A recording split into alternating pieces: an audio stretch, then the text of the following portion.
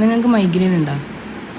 Migraine ഇല്ലെങ്കിൽ ജീവിതത്തിൽ കുറേ ഭാഗ്യങ്ങളിലൊന്നാണെന്നത് ഞാൻ പറയും. കാരണം എനിക്കുണ്ട്. അപ്പോൾ അത് വന്നു കഴിഞ്ഞാൽ അതൊരു വരവാണ്. അപ്പം ഞാൻ ഏകദേശം ഡിഗ്രി മുതൽ ഞാൻ അതിൻ്റെ വേദന അനുഭവിക്കുന്ന ഒരാളാണ്. അപ്പോൾ ആ സമയം തൊട്ട് ഞാൻ പെയിൻ കില്ലേഴ്സ് എടുക്കലുണ്ട്. ഓക്കെ, പെയിൻ കില്ലേഴ്സ് മോശമാണ്. എല്ലാവരും എന്നോട് പറയും അത് തന്നെ പോകുന്നുണ്ടോ നോക്ക്, കുളിച്ചാൽ പോവും, തല നല്ലോണം നനച്ചാൽ പോവും, അല്ലെങ്കിൽ ഉറങ്ങിയാൽ പോവും. ഉറങ്ങാനൊന്നും പറ്റൂല. പിന്നെ നമ്മൾ ഉറങ്ങണമെങ്കിൽ ചിലവർക്ക് ഛർദ്ദിച്ചാൽ പോവും. എനിക്ക് ഛർദ്ദിച്ചാലും പോവില്ല. അപ്പം ഇങ്ങനെ ഛർദ്ദിച്ച് ഭക്ഷണം കഴിക്കാൻ പറ്റാണ്ട് ആ ഒരു ക്ഷീണത്തിൽ ചിലപ്പോൾ നമ്മൾ കിടന്നുറങ്ങിപ്പോവും. എന്നാലും ഈ സംഭവം പോവില്ല.